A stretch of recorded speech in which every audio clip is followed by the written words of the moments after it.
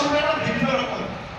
তো শুনানিতে সফল হতে হলে কি কি প্রয়োজন, অথবা যে কোনো সেক্টরে আপনি সফল হতে চান, কোন কোন বিষয়গুলো ধারণ করলে লালন করলে আপনি সফল হতে পারবেন।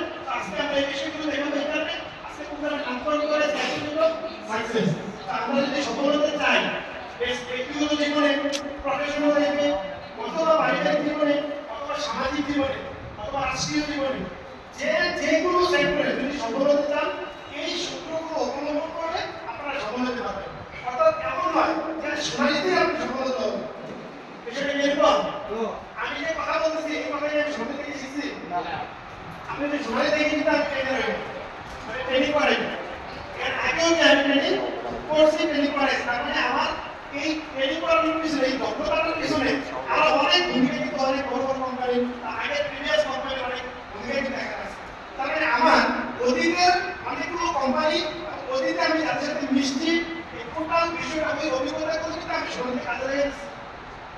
আপনারাও সেম আজকের এই অভিজ্ঞতাগুলো কাজে লাগিয়ে বাস্তব লাইফেও আপনারা অনেক ভালো করতে পারবেন যদি আমাদের সাথে থাকেন। তো আমরা ওয়েলকাম করতেছি আপনাদের।